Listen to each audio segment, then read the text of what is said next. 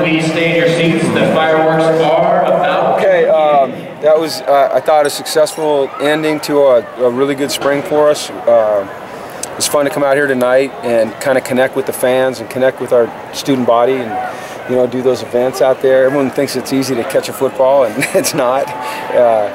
But no one got hurt, and that's a real positive. Now we get some fireworks, and it's going to be cool. So it's a lot of good energy, and thank all our fans for coming out, and hope they had a good time. So, right. Perfect punctuation. Was that great? Just like that. Over? Sure. All right, let's just start over. It was a great night. It was a good end to what I thought was a very successful spring. We're happy with it. Obviously, you're never satisfied. But, you know, tonight was great because we got to come out here and connect with our fans, play on our home state, in our home stadium, on our home turf.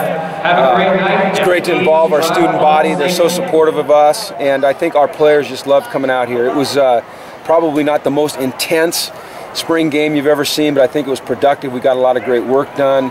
Some guys got a chance to shine. It was interesting for me, I warned them this was going to happen, is we were going to come out here and they were going to be so out of their element. We've been stretching one way for 14 straight practices, and they come out here and they reverted right back to how we did it last year during the game. So it just kind of reminds you as a coach that they're young, developing athletes still, and you have to continue to just go back over every little detail with them. And so there's just so much to be learned from nights like tonight, and I thought it was really successful, and I hope the fans had fun. I'm sure that they did, and they got autographs, they got to see fireworks, they got to see good football.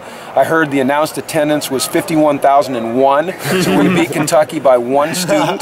No, I'm kidding, but it was, I don't know, it was just great to be out here at the Rose Bowl. So, a lot of fun, a lot of fun.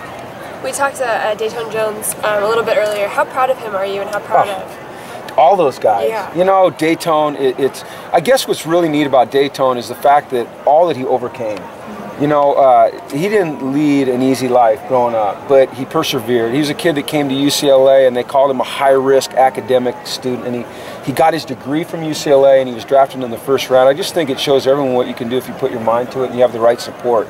And then Jonathan Franklin, same thing with him. And then Jeff Baca gets drafted, and Jeff Locke. So now we've got 2 at Green Bay and 2 at Minnesota. So the NFC North, I mean, who do we cheer for? And then Sheldon Price signed with the Colts, and Kevin McDermott signed with the 49ers, and I haven't heard any others. I think Andrew Abbott might have signed with Arizona. Joe Fourier, the Lions. Joe went to the Lions. How about Aaron Hester? Denver.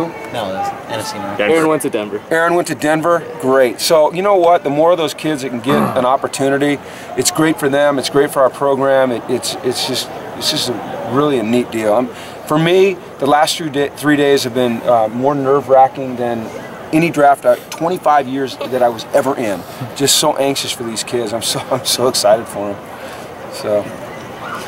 How was that answer? That was a simple question. That was perfect. Thank you so much. You haven't been here much. I'm a rambler. Can you talk about a little bit? You know, you used to, as an NFL coach, be on the other side of it. What's it like being on this side? It was just completely different. I mean, I was glued to the TV or the radio, or my kids had their phones out, and we were just going pick by pick, and I was in communication with all those kids, and it was just different. You know, you feel like you're sending them off instead of bringing them in, and it's just an entirely different feeling. I'm so proud of them. They've all worked so hard, and they deserve what they got, and I think many of them will do great things.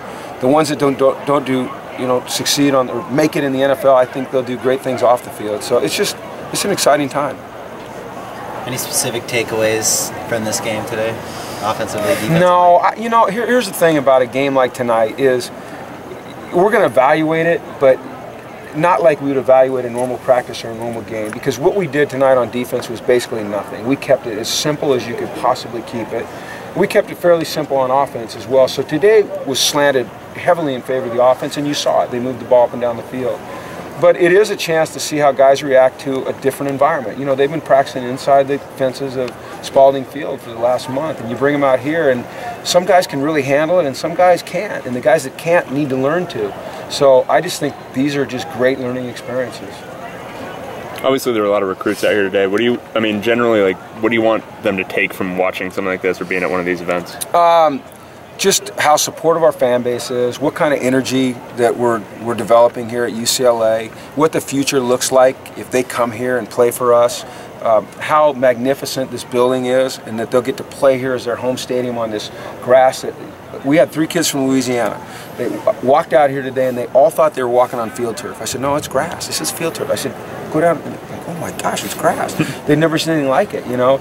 So it's just, you know, you're on the campus of UCLA. It's this amazing, beautiful campus, and you bring them out to this, you know, this place they've watched some of the greatest games in college football, and it's, I'll tell you what, it makes an imprint on them. Jim, how do you think Brett has grown this offseason? Oh, God, I mean, he's just a totally different kid than he was a year ago. He's more mature. He's a much better decision maker. He's more confident. He knows the job is his, and he knows his ceiling is high, and he works his tail off to try to get there. And he never has a bad day. He never has a bad meeting. If he has a bad throw or a bad series, he wants to get back in there and do it again.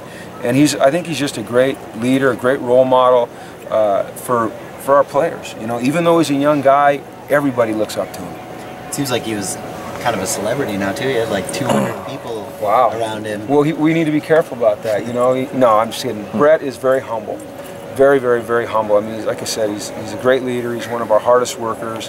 The thing I like about our team is I think that they're so hungry. You know, people pat them on the back and say, great year, and there's not one of them that thinks 9 wins was a great year. None of them are satisfied, and I like that, and that's what we want, and that's what you have to become a champion. Brett's not going to sneak up on anybody this year. That's Is okay. that a different kind of expectation for him? I think so. Maybe last year? Yeah, and I think it adds pressure to you, but I think that Brett can handle it. I think that he's a mature, smart, well-rounded young man, and I think that if anyone can handle that pressure, it's Brett Hundley.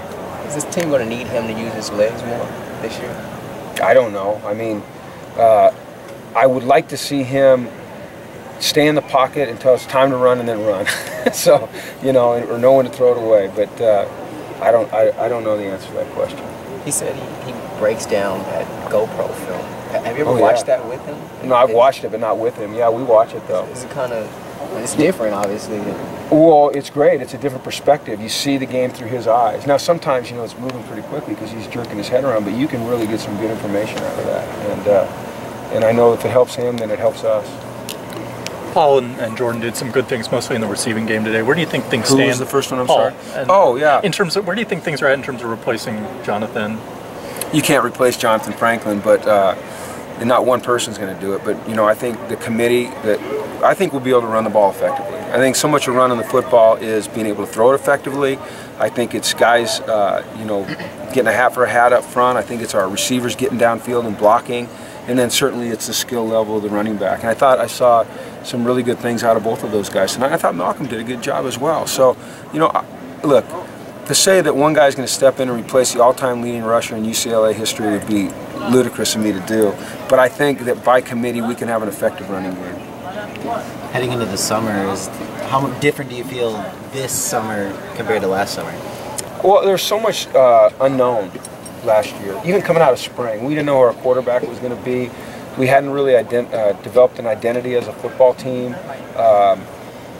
You know, I've told you that I never place limits on what these guys can do, but I'm not sure that everyone had bought in fully. And I feel like right now it's a football team where everybody's bought in, and everybody has the same vision and the same goal, and everybody works the same way. You know, there's not different levels of commitment here.